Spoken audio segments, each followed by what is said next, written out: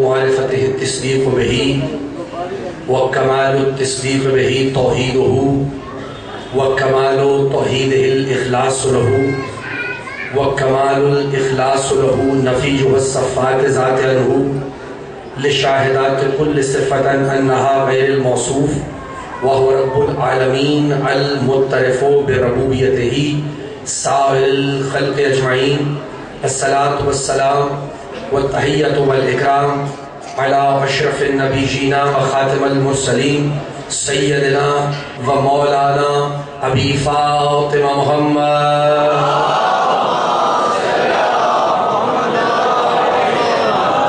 وأهل بيته الطيبين الطاهرين المعصومين المظلومين المنتجبين.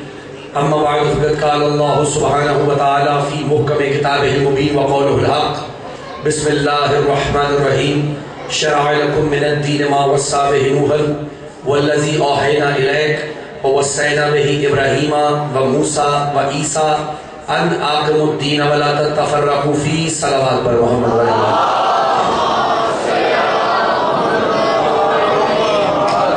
عزیزان گرامی قدر معزز سامعین اکرام، جس سلسلہ گفتگو کا آغاز ہم نے یکم محرم سے کیا تھا، آج اس کی چھٹی نشست ہے.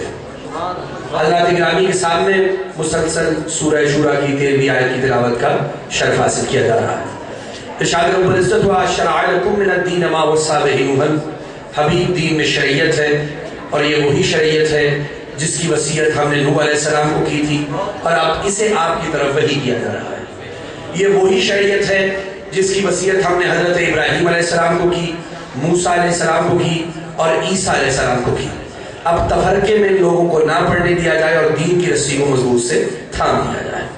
تو آیت کا مرکزی خیال ہمیشہ بتلاتا چلا جاؤں کہ پروردگار عالم نے اپنی شریعتوں میں سارے احکامات کو یکجا کر کے رکھا، لیکن تھوڑی سی امینڈمنٹ، تھوڑی سی تبدیلیاں جو درپیش ہوتی گئی انسانیت کو، وہ کرتا چلا گیا. لیکن مین پرپس جو پروردگار عالم کا تھا اس پوری مخلوق کو خلق کرنے کے لیے، شریعتیں نافذ کرنے کے لیے، وہ یہ تھا کہ پروردگار عالم نے کہا یا ایھا الناس اعبدوا ربکم الذی، اے پوری انسانیت اللہ کی عبادت کے لیے آمادہ ہو جاؤ. اور پھر دوسری جگہ کہا کہ ما خلقت الجن والانس الا لیعبدون، میں نے جن و انس کو سوائے اس کے پیدا نہیں کیا کہ میری عبادت کی جائے.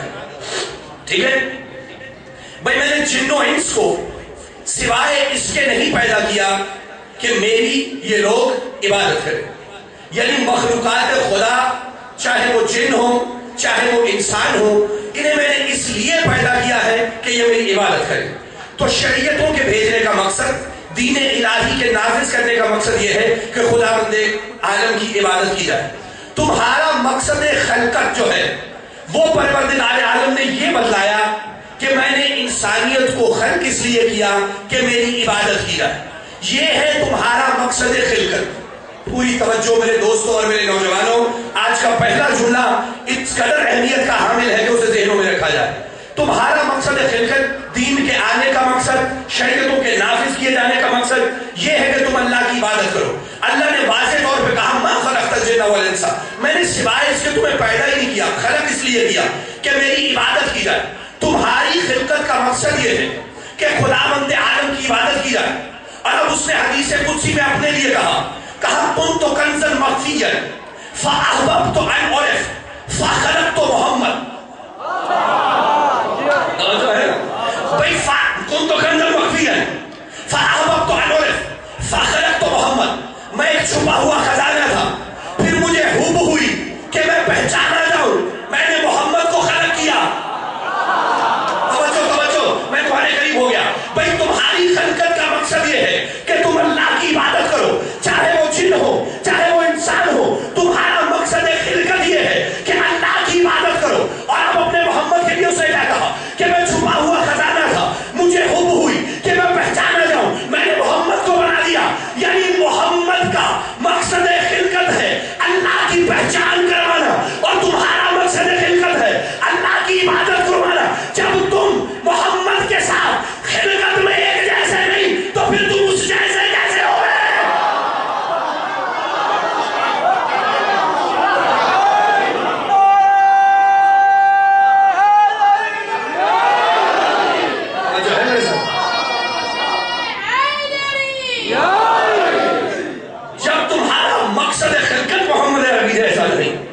ایسے ہی ہے نا، تو پھر تم محمد عربی جیسے کیسے نہیں؟ محمد عربی کا مقصد یہ ہے کہ وہ اللہ کی پہچان کروائے.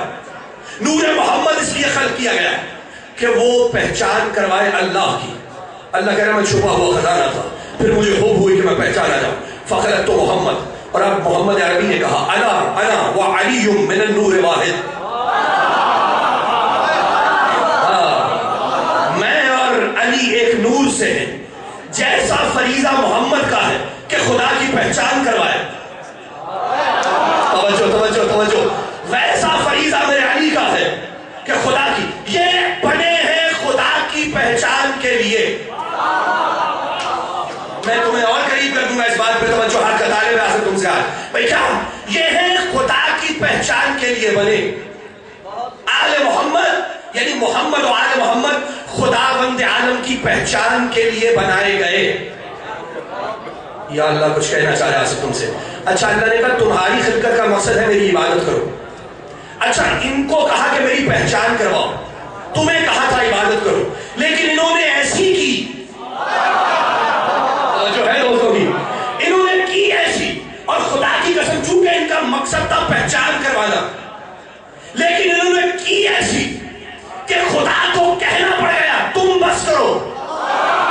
یا اللہ کچھ کہنا چاہ رہا ہے تم سے. انہوں نے کی ایسی کہ اللہ کو کہنا پڑ گیا کہ تم بس کرو. میں بے بنیاد باتیں کرنے کا عادی نہیں ہوں. بھائی رسول ساری رات عبادت میں کھڑا رہتا ہے، اللہ کو آیت بھیجنی پڑ گئی قم اللیل الا قلیلا.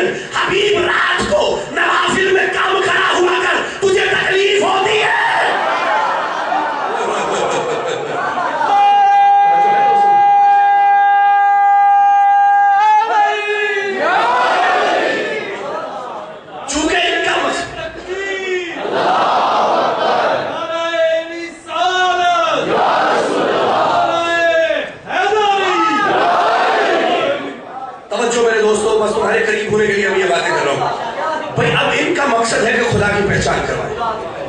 اللہ نے کہا کنت کنزا مخفیا، میں چھپا ہوا خزانہ تھا.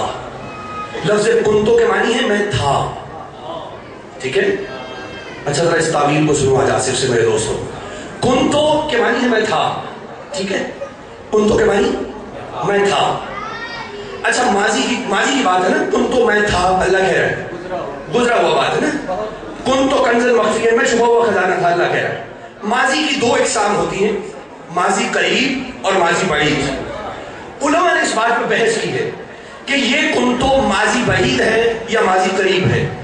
دیکھیں اگر اس کو ماضی قریب مان لیا جائے تو پھر میں کہہ سکتا ہوں کہ اللہ 10,000 سال پہلے تھا. توجہ ہے نا. اور اگر میں کہہ دوں کہ اللہ 10,000 سال پہلے تھا تو وہ اللہ ہی کیا جو وقت میں بند ہو جائے.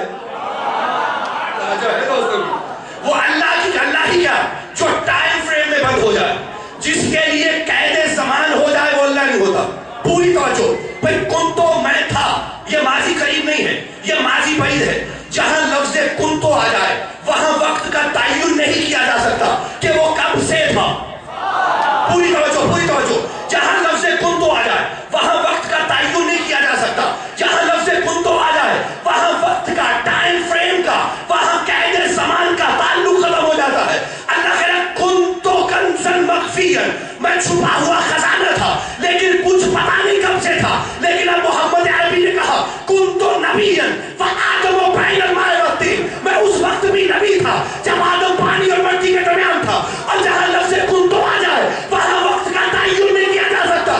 جیسے یہ نہیں پتا کہ اللہ کب سے تھا، ویسے یہ نہیں پتا کہ نبی کب سے تھا.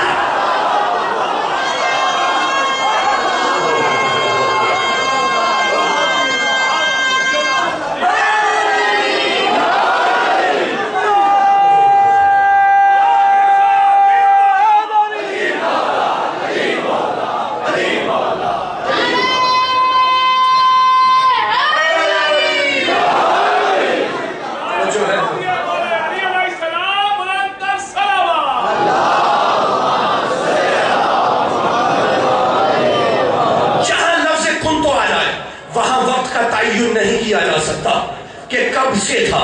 اب نبی نے کہا کنتو نبیا، میں نبی تھا. اللہ نے کہا کنتو کنزا مخفیا، میں چھپا ہوا خزانہ تھا. رسول نے اپنے لیے بھی لفظ کنتو، دونوں حدیث کن تو نبی ہے، انہوں نے کہا میں نبی تھا. اللہ نے کہا کن تو کنزن مخفیًا، میں چھپا ہوا خزانہ تھا. جہاں لفظ کن تو آ جائے وہاں وقت کا تعین نہیں کیا جا سکتا. ملا صالح کشفی رحمت اللہ علیہ ایک حنفی بزرگ ہیں، انہوں نے ایک بک لکھی فضائل المرتضی، اس میں انہوں نے لکھا کہ رسول خدا مسجد نبوی کے منبر پہ تشریف فرما تھے اور صحابہ کرام رضوان اللہ علیہ مجمعین سے کہنے لگے کن تو نبی و آدم و بین الماء والطین، میں اس وقت بھی نبی تھا جب آدم پانی اور مٹی کے مابین تھا. کہنے لگے یا رسول اللہ سن لیا. کہنے لگے نہیں پھر سنو، کن تو نبی و آدم و بین الماء والطین، میں اس وقت بھی نبی تھا جب آدم پانی اور مٹی کے مابین تھا. کہنے لگے یا رسول اللہ سن لیا. کہا نہیں پھر سنو، کن تو نبی و آدم و بین الماء والطین، میں اس وقت بھی نبی تھا جب آدم پانی اور مٹی کے مابین تھا. کہنے لگے یا رسول اللہ سن لیا. کہا نہیں پھر سنو، کن تو نبی و آدم و بین الماء والطین، میں اس وقت بھی نبی تھا جب آدم پانی اور مٹی کے مابین تھا. جب 5ویں مرتبہ دوہرا لیا، مسجد کے دروازے سے علی آئے، کہنے لگے السلام علیکہ یا رسول اللہ فکنت ولیا وآدم بین الماء والطین، میں اس وقت بھی آپ کا ولی تھا جب آدم پانی اور مٹی کے درمیان تھا. جہاں لفظ کنت آ جائے وہاں وقت کا تعین نہیں کیا جا سکتا. جیسے یہ نہیں پتا کہ نبی کب سے تھا، ویسے یہ نہیں پتا کہ علی ولی کب سے تھا.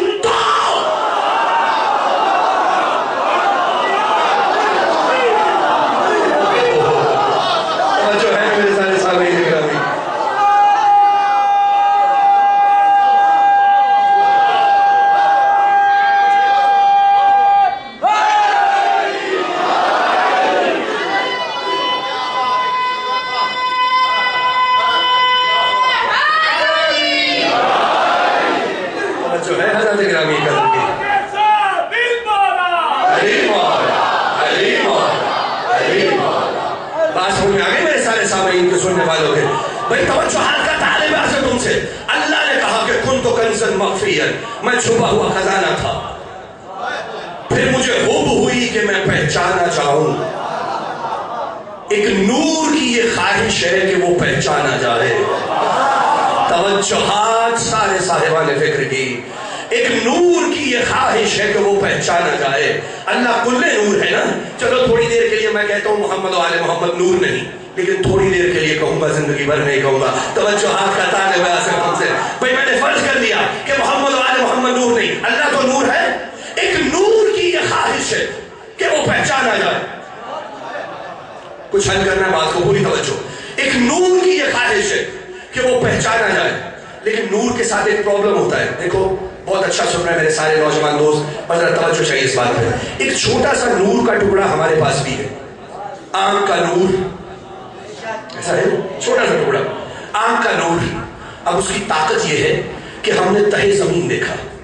تم نے دیکھا ہوگا نا سمندروں کی تہوں میں جا کے مختلف جانوروں پہ تحقیقات کی گئی، ایسے ہی نا. اب تو نیشنل جیوگرافک چینل پہ تو بہت زیادہ تمہیں پتہ لگتا ہے نا. تو انسان کی رسائی کہاں تک پہنچی کہ اس نے تہہ زمین دیکھا. انسان کی آنکھوں کی رسائی دیکھو، اس نے زمین کھودی، اس کے تہہ زمین دیکھا، معدنیات نکالی، پیٹرول نکال لیا، تہہ زمین دیکھا. اور پھر اس نے آسمان کی سطح کو عبور کیا، پھر خلاؤں کو چیرا، چاند پہ جا کے اپنی گاڑی کھڑی کر دی. تم مریخ کی تصویریں کھینچ کے لائے اور وہاں آثار زندگی ڈھونڈے. یعنی تہہ زمین دیکھا، تم نے بالائے آسمان دیکھا، تم نے سمندروں کی تہہ کو دیکھا. تمہارے آنکھ کے چھوٹے سے نور کی یہ طاقت ہے کہ تم نے زمین کو چیر کے تہہ زمین دیکھا، جا کے سمندروں کو دیکھا، بالائے آسمان دیکھا، آسمانوں کو عبور کیا، وہاں جا کے تم نے چاند پہ گاڑی کھڑی کی، چاند کی سطح کو دیکھا، تم نے مریخ کی سطح کو دیکھا. تمہاری آنکھ کے نور کی یہ طاقت ہے کہ زمین کو پھاڑ کے دیکھا، آسمان کو پھاڑ کے دیکھا. لیکن آنکھ سے کہو کہ پلٹ کر آنکھ دیکھے.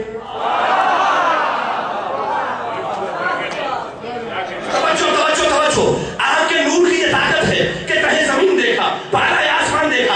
ذرا آنکھ کے نور کو کہو کہ پلٹ کے اپنی آنکھ دیکھے. نور کبھی بہت ہوتا ہے لیکن پلٹ کر خود کو نہیں دیکھ سکتا. نور کبھی بہت ہوتا ہے لیکن پلٹ کر خود کو نہیں دیکھ سکتا. کہنے لگے خطیب بن گیا، ابھی یہ بھی نہیں پتا کہ اگر اپنے سامنے آئینہ رکھا جائے تو پھر تو اپنی آنکھیں دیکھی جا سکتی ہے نا، پھر تو اپنا نور دیکھا جا سکتا ہے. ایک نور کی یہ خواہش ہے کہ وہ بھی دیکھے کہ وہ کیسا ہے. ایک نور کی یہ خواہش ہے وہ بھی پہچانا جائے کہ وہ کیسا ہے. ارے یہی تو کہنا چاہتا ہوں، اللہ نے اپنے آپ کو پہچاننے کے لیے 14 آئینے بنا ڈالے.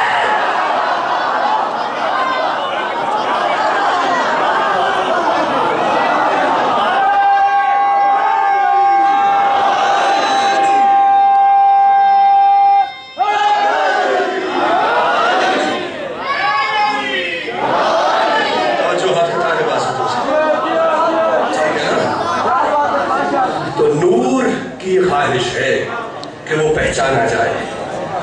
اچھا یار ایک بات پوری توجہ کے ساتھ سننا، تھوڑا سا بات کو یہاں فالو کرنے کی ضرورت ہے. دیکھیے بات یہ ہے کہ جو صاحب کمال ہوتا ہے نا، اس کو اس وقت تک چین نہیں آتا جب تک اس کو اس کے کمال کی داد نہ ملے. یہ صاحبان فکر و فن بیٹھے ہوئے دائیں طرف بیٹھے ہوئے اور شہزادہ اقبال صاحب بیٹھے ہوئے، اس بات کو محسوس کرنے کی ضرورت ہے کہ جو صاحبان فکر و فن ہوتے ہیں وہ اس وقت تک اگر کسی میں کوئی کمال رکھا ہے نا اللہ